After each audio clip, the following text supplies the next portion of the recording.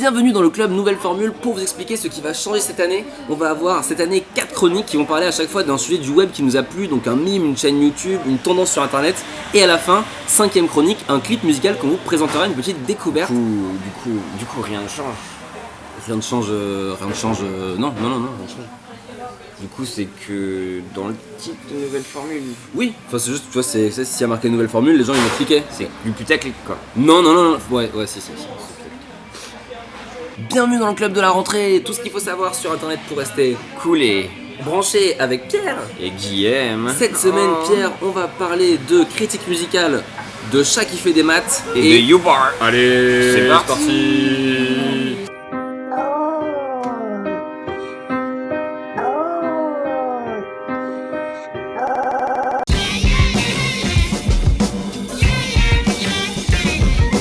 Je vais vous parler de Jaune, un youtubeur très actif.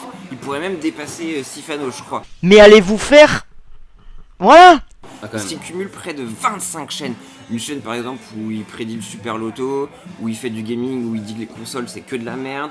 Une autre chaîne où il fait des super cuts mais insensés. D'ailleurs si quelqu'un comprend dans les commentaires, c'est bien ce que je fais Guillaume en fait. Mais je vais vous faire surtout un top 3 de ces chaînes.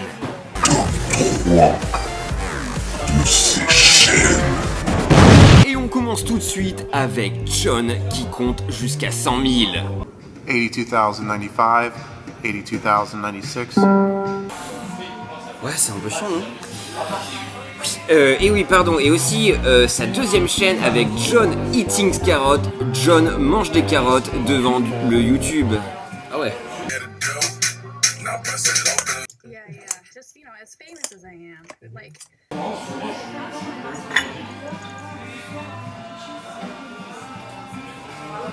Le meilleur, Guillaume, pour la fin.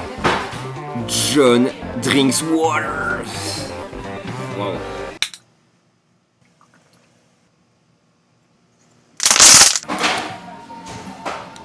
T'es pas allé un peu trop fort, enfin c'est la rentrée, ça va voir que les gens ils soient genre waouh, trop d'infos, trop de...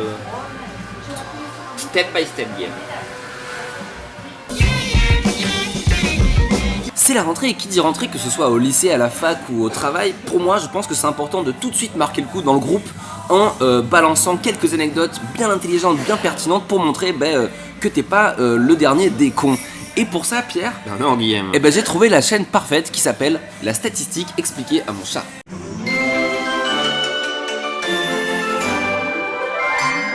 Francophonie à l'honneur, Pierre, puisqu'il s'agit d'une chaîne belge qui, comme son nom l'explique, vulgarise les statistiques et les maths, le tout animé de fort belle manière, un peu à la manière de In a Nutshell, si je peux me permettre. Tu sais, Guillaume, je crois que tu peux te le permettre. Merci. Ah oui, pardon. Et du coup, il utilise ces vidéos pour montrer comment on pourrait, par exemple, améliorer un peu la vie quotidienne. Mais si les problèmes logistiques inhérents à une élection peuvent être résolus, beaucoup de gens ignorent que déterminer un vainqueur sur base des votes n'est pas toujours possible. Albert ne comprend pas.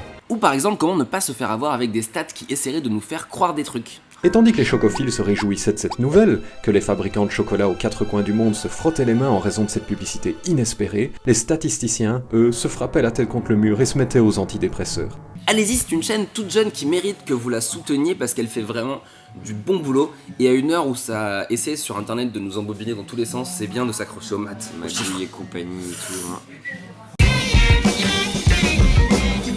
Bandouche. Ah bah Pierre, quelle drôle d'imitation de Michel Leb tu nous fais. Mais non, Guillaume, Bandouche est un créateur de l'internet issu de la Nesblog Family, de la mafia Nesblog qui a mis en lumière le joueur du grenier, Dorian et Usul, et le dieu Karim Debache. Mais aujourd'hui, il est temps pour Bandouche de rise and shine à nos yeux, et c'est maintenant.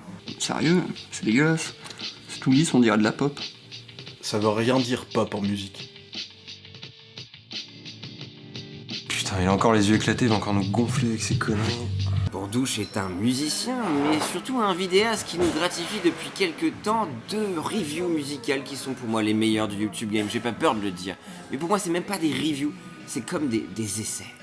Les reviews naîtront donc toujours sous le signe de l'amour. Par contre, Un amour peut être inconditionnel, ça ne veut pas dire que la relation ne sera pas tumultueuse, quitte à flirter avec le je t'aime moi non plus. Ce qui est tout d'abord marquant avec Bandouche, c'est son spectre musical absolument ahurissant. Il peut aborder le post-rock de Russian Cycle ou encore le R&B de Jamila Woods. Il va pas faire une review froide, titre par titre. En fait, ce qui est cool, c'est qu'il dit pas, il n'emploie jamais les mots pop sucré, nappe planante ou j'en sais rien. Riff incisif, rock déglingué. Mais il aborde l'album dans sa globalité et essaie de voir comment il s'imbrique dans l'univers musical qui l'entoure.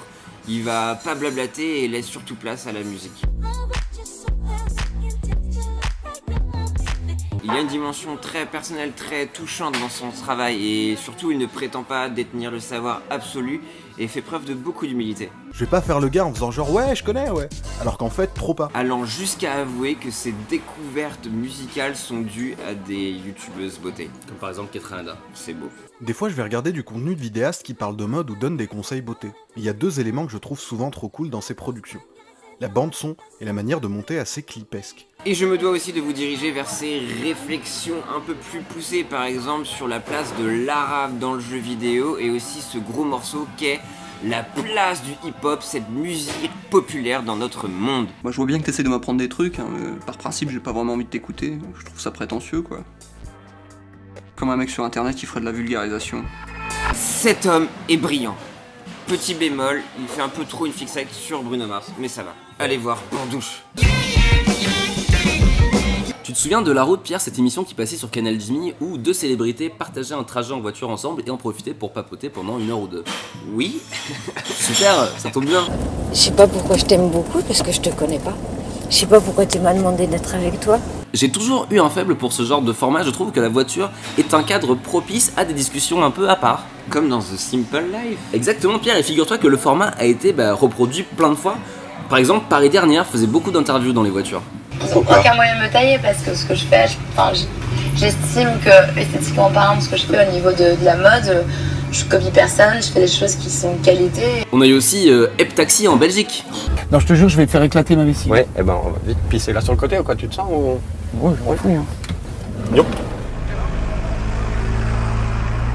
Ou encore un runner du festival Sundance qui profitait de prendre des acteurs connus dans sa voiture pour en faire des interviews. Ladies and gentlemen, I am here with the iconic, the legendary Mandy Patinkin. Amazing work on Homeland. Et bien sans surprise Pierre, ce format s'est fait ubériser. Mais non. Et si Pierre, en fait c'est bon, ubériser c'est un bien grand, mais en fait c'est juste qu'il a été adapté, c'est plus des taxis maintenant qui le font, c'est des Uber sur YouTube. Il y a 2 chaînes qui font ça, la première c'est Ryan is Driving qui, à force de prendre des gens qui avaient des anecdotes un peu cocasses à raconter ou qui étaient un peu foufou dans sa voiture, il s'est dit qu'il fallait mieux les filmer et le mettre sur YouTube pour partager ça avec tout le monde, que tout le monde puisse voir la richesse des gens qu'il prend dans son taxi. See, I already had Harambe on my... Oh, damn it. On the chest. I got it. You got Harambe? Anecdote à gogo, des gens bourrés la journée, mais ce n'est pas le seul, il y a aussi Stroy Mode qui fait une sorte de tournée manège next avec une personne qui doit trouver parmi 2 autres son futur partenaire. Blake or Marty? Blake. Yes! Oh, hey! Congratulations to Blake. Hello, darkness, my old friend. Voilà, le club de la rentrée, c'est terminé. Oh là là, mais on se retrouve la semaine prochaine. Et oui, quel plaisir de vous retrouver. Bah oui, ça fait vraiment de partager avec vous des internet, c'est vraiment trop cool. Partager, c'est important, surtout dans cette année charnière pour nous. Commentez, dites-nous la question pour la prochaine fois, c'est très important. Nos Snapchats sont là, les le infos Tipeee pour nous soutenir, les infos Guillaume a raison. C'est dans la barre d'infos, tout ce qu'on a vu dans les liens, tout ça, c'est dans la barre d'infos. Tout est là, nos sources quoi, merde. Et on va se quitter avec un clip qui résout un peu tout ce bordel qu'on a eu autour du Burkini ces derniers temps. C'est-à-dire aller à la plage comme bon vous semble. Et il s'agit du clip de Dit Valley avec Wanna Go.